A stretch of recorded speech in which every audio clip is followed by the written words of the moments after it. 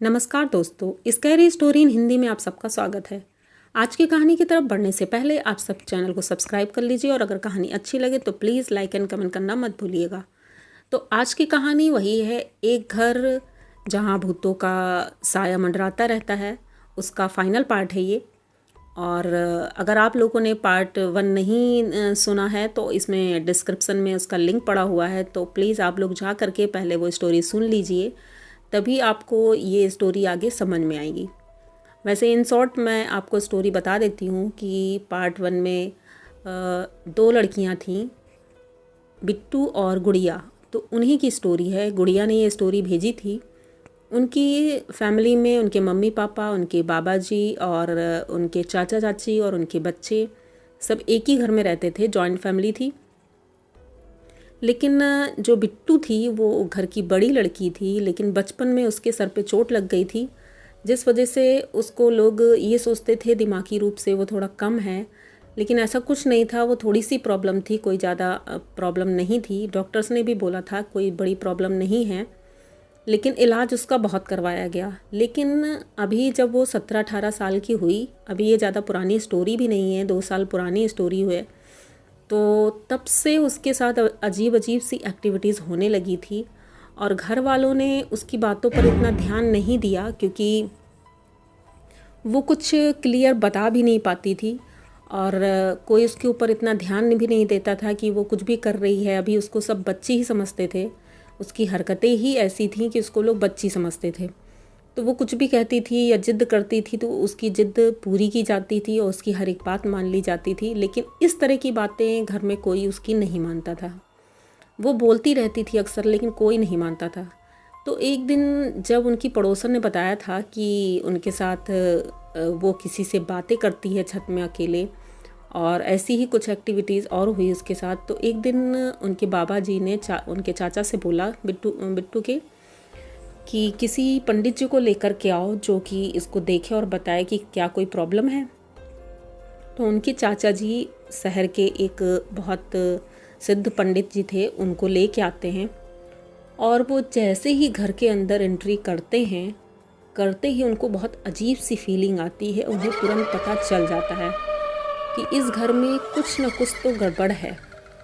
तो वो बैठ जाते हैं, वहीं अंदर नहीं जाते हैं। वो गेट के पास ही कुर्सी मंगवाते हैं और वहीं पर बैठ जाते हैं, अंदर नहीं जाते हैं। और उनके बाबा जी से बोलते हैं कि आपके घर में कुछ बुरी आत्माओं का साया है जो कि बहुत ही ज़्यादा भयानक है। और बस इतना वो बोलने की कोशिश कर ही रहे थे, अचानक से उनका दम जैसे घुटने लगता है, उन्हें घबराहट होने लगती है। उनको पानी दिया जाता है, पानी पीते हैं, लेकिन वो बोलते हैं कि अभी मैं यहाँ कुछ नहीं कर सकता हूँ, मुझे मंदिर जाना होगा और वहाँ से व्यवस्था करके फिर कल मैं आता हूँ और यहाँ पूजा करूँगा। इतना बोल के जल्दी जल्दी वो वहाँ से निकल जाते हैं। तो सब लोग थोड़ा संतुष्ट होते हैं कि पंडित जी ने जैसा बोला है तो शायद कल वो आएंगे और सब ठीक हो जाएगा।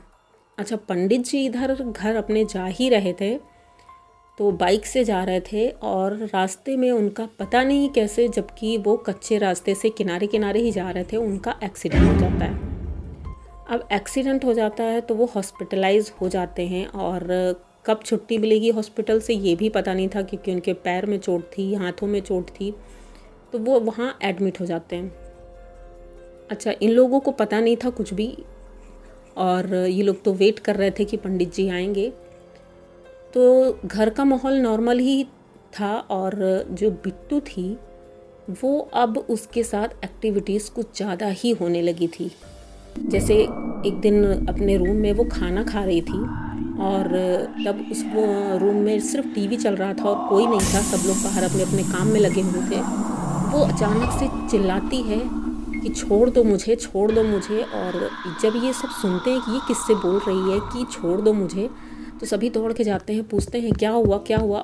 तो वो बोलती है कि ये मुझे परेशान कर रहा है, मतलब कोई परेशान कर रहा है। और वो खाना खा रही थी, तो वो खाना छोड़ के भाग जाती है बाहर, अपनी चाची के पास जाती है, अपनी चाची से बताती है कि चाची वो एक आदमी है जो कि मेरे रूम में रहता है और मुझे परेशान करता है, मेरे बेड पे बैठा रहता है, जब मैं सोती हूँ, मेरी आँख खुलती है रात में कभी भी, तो वो मेरे बेड में पैर के पास बैठा रहता है और मुझे बहुत डर लगता है। वो मुझे डराता है, कभी कभी मेरे पैर को पकड़ के खींच लेता है, कभी कुछ भी ऐसी हरकत करता है जिससे मुझे बहुत तकलीफ़ होती है, मुझे बहुत दर्द होता है।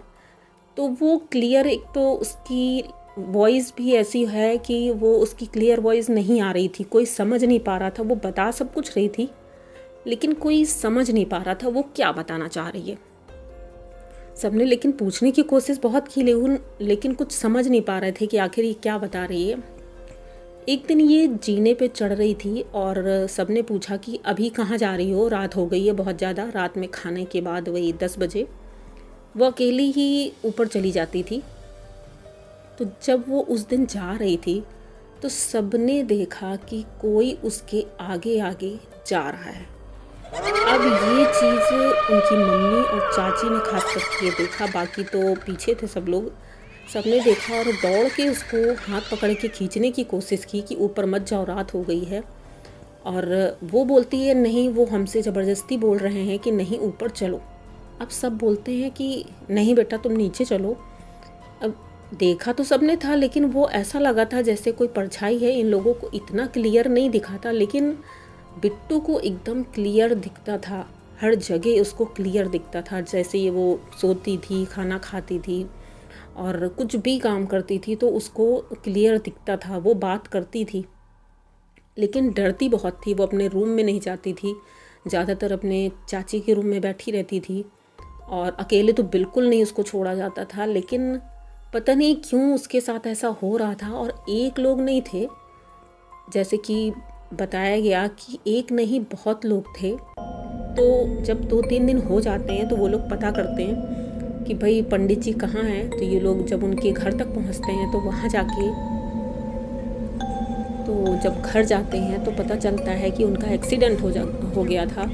तो इनके चाचा सीधे हॉस्पिटल पहुँचते हैं और पंडित जी से मिलते हैं। तो उन्होंने पूरी बात बताई कि मेरा एक्सीडेंट हो गया था और अब शायद मैं थोड़ा ठीक हूँ, लेकिन मैं अकेले नहीं चल सकता हूँ, तो मेरे एक साथ में गुरुजी और हैं, मैं उनको लेकर के तुम्हारे घर चलूँगा।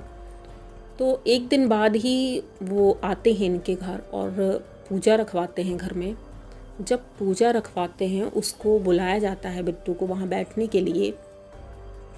पहली बात तो वो आ नहीं रही थी, बहुत मुश्किलों से उसको पकड़ के गोद में लेके उनकी मम्मी बैठती हैं और वो पंडित जी को चिल्ला रही थी कि तुम यहाँ क्यों आए हो, तुम यहाँ से चले जाओ, और बहुत उल्टा सीधा बोल रही थी। लेकिन पंडित जी एकदम शांत चुपचाप बैठे हुए थे, उसकी बात पे कोई रिएक्शन नहीं।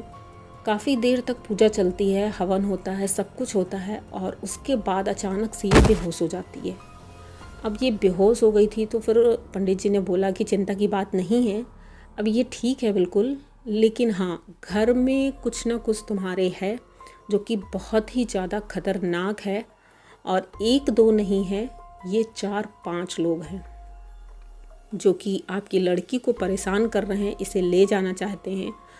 तो हो सके तो आप लोग इसको ऊपर मत जाने दो, क्योंकि छत से ही ये इसके पीछे आया है।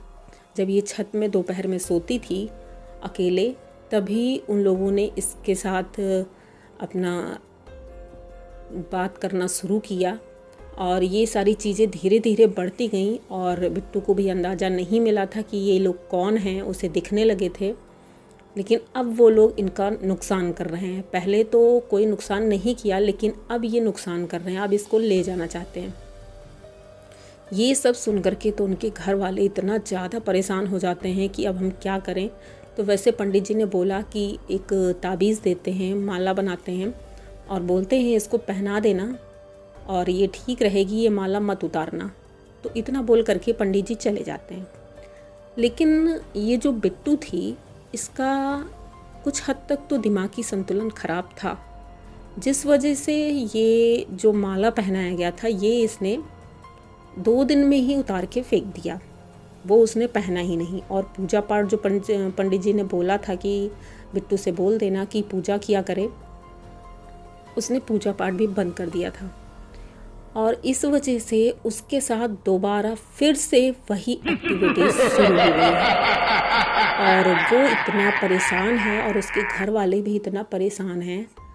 अब इसके लिए क्या किया जाए, ये सब इतना, अब आपके बताने के लिए भी मेरे पास वर्ड नहीं है कि कितना ज़्यादा वो परेशान हो सकती है जब एक आदमी, एक औरत या जितने भी लोग हैं उसके लिए वहाँ पर उस घर में, और उसकी वजह से उनके घर वालों को भी इतनी प्रॉब्लम्स हो रही हैं, जैसे कि खाना ख़राब हो जाता है, अचानक से रात में रोटियां बना के रखते हैं वो बाहर पड़ी मिलती हैं, या मतलब ऐसी कुछ हरकतें ज़्यादा ही बढ़ गई थी। तो इस वजह से वो लोग बहुत ज़्यादा परेशान थे। तो बिट्टू के साथ आज भी इतनी ज़्यादा एक्टिविटीज़ हो रही हैं, तो सभी लोग, हम आपसे ये नहीं कहेंगे और झूठ भी नहीं बोलेंगे कि फाइनली वो ठीक हो गई है, क्योंकि हाँ ठीक हुई थी वो, लेकिन जब से उसने माला उतार दिया है और ये सारी चीज़ें उसने करना बंद कर दिया है कि पूजा पाठ भी नहीं करती है, तो पंडित जी से फिर से उन्होंने ये बोला कि वो ऐसा ऐसा कर रही है। तो पंडित जी ने बोला कि ठीक है, मैं आकर के फिर से देखूँगा, और उन्होंने आकर के उसे देखा, हाँ फिर से उसे माला पहनाया, फिर से पूजा हुई। लेकिन इस बार ही उन्होंने बोला कि अब अगर ये ऐसा करेगी या माला फेंक देगी या पूजा पाठ नहीं करती है तो इसकी जिम्मेदारी मेरी नहीं है, क्योंकि अब इससे ज़्यादा तो मैं नहीं कुछ कर सकता हूँ इसकी सेफ्टी के लिए, और इनके घर को शुद्ध किया जाता है।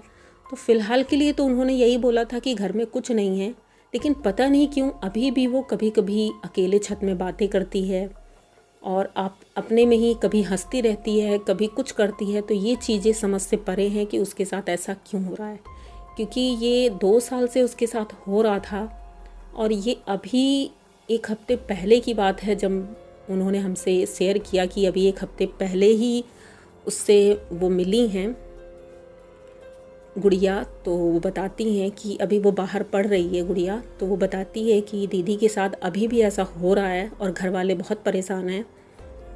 तो मैं आपसे झूठ नहीं बोलूँगी कि अब वो ठीक हो गई है, या ऐसा कोई स्टोरी नहीं है, बनाई हुई स्टोरी नहीं है, रियल स्टोरी है, और आई होप आप सब विश्वास करेंगे। और मैं बताने में भी थोड़ा अजीब लग रहा है, मुझे डर लग रहा है कि किसी बच्ची के साथ ऐसा हुआ है, और इतना भयानक था उसके लिए। जब सोचिए कि कोई ऐसा इंसान उसके सामने बैठा है, उसे परेशान कर रहा है, ये सब तो बहुत ही ज़्यादा डरावना था। तो आई होप आप सबको स्टोरी पसंद आई होगी, और अगर पसंद आई है तो प्लीज़ चैनल को सब्सक्राइब कर दीजिए और लाइक और कमेंट ज़रूर करिएगा। और हाँ, मेरा इंस्टा का लिंक डिस्क्रिप्शन में है, तो आप लोगों को भी अगर कहानियाँ भेजनी हैं तो प्लीज़ इंस्टा पे आप भेज सकते हैं। हो सकता है अगली कहानी आपकी हो। तो थैंक यू, मिलते हैं अगली कहानी में।